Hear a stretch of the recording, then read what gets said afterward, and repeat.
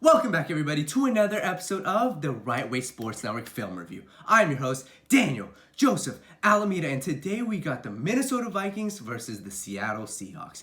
In this film review, I will be breaking down the 4 key plays that I found out of this game that were most important to everyone.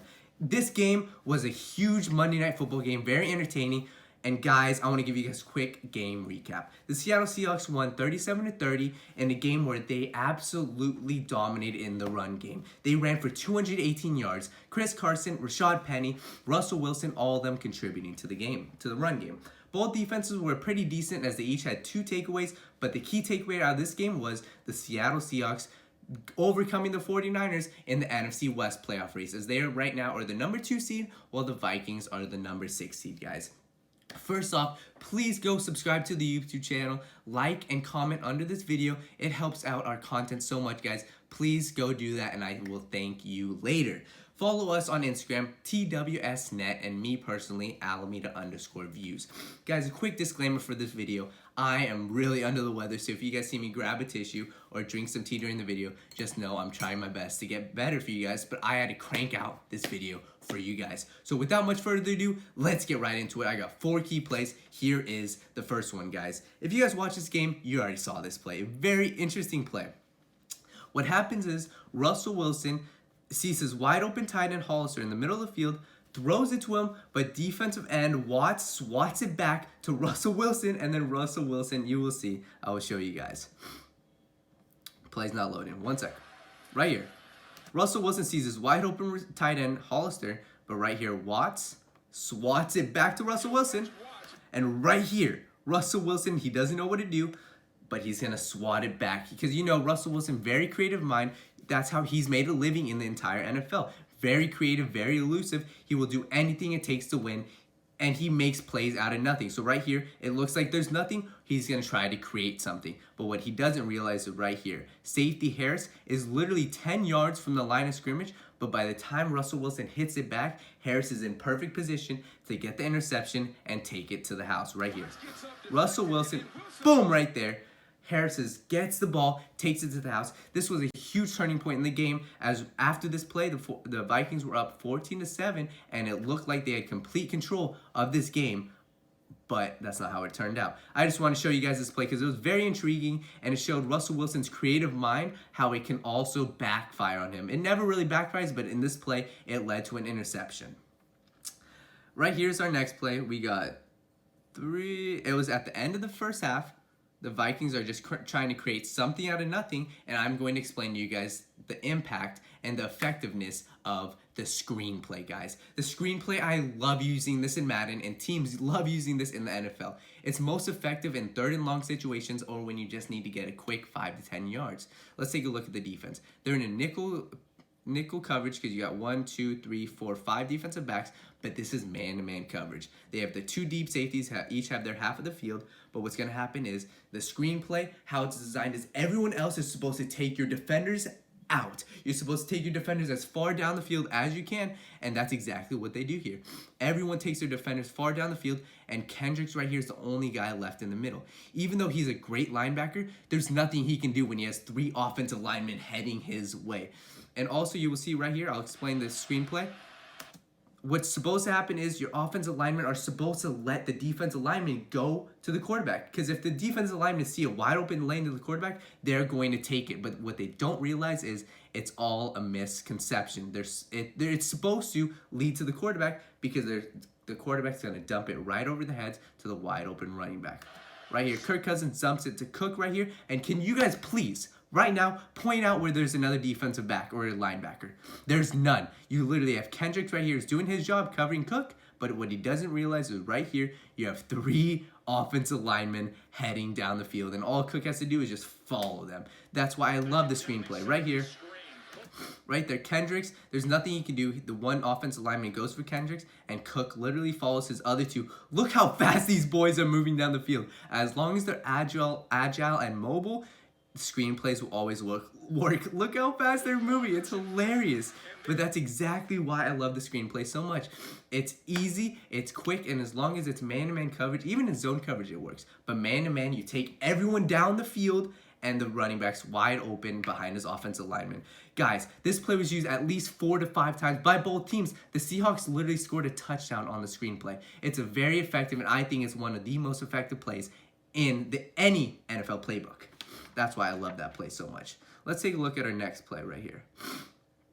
Right here, here was the turning point that I saw in this game. It was the turning point that the Seahawks needed to win the game. Dalvin Cook, prior to this play, about 2 minutes earlier, Dalvin Cook got injured, so the momentum was already the Seahawks' way, but right here shifted it completely to the Seahawks.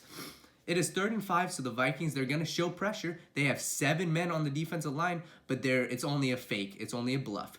The Vikings, they're in a cover 3 defense. Take a look. Alexander, he's got his third of the field. Harris has his third of the field. And Rhodes is the guy who gets burnt. Pay close attention to everything Rhodes does. He's supposed to be guarding his third of the field. He is not supposed to be playing press up on his receiver. So what's going to happen is the 2 linebackers are going to drop back to the middle of the field. And Harrison Smith's going to drop back to his flat right here. But there was somehow a miscommunication because Rhodes thought he had a safety over top to help. He thought they were probably in a cover 2 man-to-man scheme, whereas in reality they were in a cover 3, and Rhodes is responsible for his deep third of the field. Let's take a look at this play. I also want to pride Russell Wilson, because Russell Wilson, you have 7 men on the defensive line, so immediately he's thinking, I need to get this out, pass out quick. But once he realizes there's only 4, he steps up into the throw, very calm, very composed. Props to Russell Wilson. That is why he's an MVP candidate. Right here, look. Alexander's doing his job. He's got his deep third of the field. He's backing up, not playing press coverage. But Rhodes right here, you can already tell he's burnt. He's burnt because he's playing press coverage, but he expects there to be a safety. But in reality, there's no safety. Russell Wilson sees it. Wide open, look at this. Rhodes is so far back from his receiver more. Burnt toast. Right here, Alexander, see, he's playing his deep third. Harris is playing his deep third as well. Burnt toast. Xavier Rhodes right here. He's like looking around, seeing where the miscommunication was. But I will give him major props, because at the end of this game, after in the press conferences, he came out, took control, took the, what's the word? He took responsibility, because he said, guys, I blew the coverage. I wasn't where I was supposed to be, and that is my fault. So much respect to him there. The last and final play I want to go over, very ironic, because very similar to what the Vikings just did, except this time it was the Seahawks. Blown coverage. Both teams were playing cover 3, and they both blew the coverage. Let's take a look at the defense. It's a 4-3 scheme right here. 4 defensive linemen, 3 linebackers. But what's going to happen is it's a zone coverage. Right here, you got Trey Flowers, same exact thing as Alexander in the last play. He's got his deep third of the field. And look, he's backing up. He's got his deep third. McDougald, pay very close attention. He is the guy that gets burnt in this play.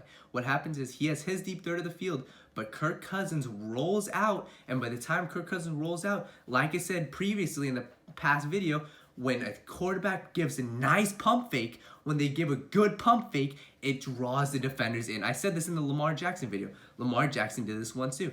He gave a quick little pump fake shoulder turn, and by the time they do that, it catches the defender's eyes, and they go one way, and by the time they go one way, the other receiver's wide open. Quandre Diggs right here's got his middle third of the field. He's doing his job, but McDougald is undisciplined and bites for the middle of the field when that's not his responsibility at all. Let's take a look. Kirk Cousins rolls out. You just saw that pump fake. Gave a nice little pump fake to the middle of the field. Draws McDougald in, because right here, he understands Kirk Cousins is close to the line of scrimmage. He's either going to throw that or he's going to tuck and run. But Kirk Cousins, much credit to him. Kirk Cousins, first off, gets so much hate. He played great in this game. He didn't play bad. Obviously, didn't win, but he played great. He was another example.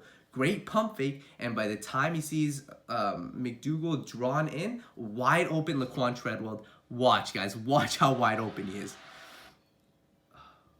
Oh my gosh, guys. We have an ad. I'm sorry. Literally right when this play was happening, we have an ad. But also, I want to credit the Seahawks defense. I know I'm bashing on them right now, but earlier in the season, they were terrible. They don't have the players like the Legion of Boom once had, but much credit to them. They are much better than previously in the beginning of the season. The past 3 games they played like a top 10 defense, except for in this play they got burnt. But right here, Laquan Treadwell right here, wide open. Look where McDougald is. He bit on the pump fake, and right there's Laquan Treadwell, wide open, guys. Gets the Vikings back in this game, but they didn't end up pulling off the win. But guys, that'll do it for this video. I hope you guys understand exactly where I'm coming from, exactly what I'm showing you guys, because I will go over it one more time. The first play was just Russell Wilson trying to create something out of nothing. Didn't happen. It was one of the bad plays Russell Wilson makes out of all the many great plays he makes. The second was the screen play, guys. Very effective play against man-to-man coverage. You can use it in Madden, you could use it in real life. The screenplay is one of my favorite games. And the last 2 plays were both defense being burnt, guys. That's exactly the type of league the NFL is. You can play great for 3.5 quarters, but if you play terrible for that last half, it's over. You can play great for 68 plays of the game, but if you play bad for 3 plays, give up 3 long passes, that game is absolutely over. That just shows the entirety of the NFL. Thank you guys so much. Comment down below what else the next video you want to see. I thank you guys for watching me even though I'm sick. And guys, go watch the rest of our content, TWSN on Instagram. I love you guys so much. Thank you.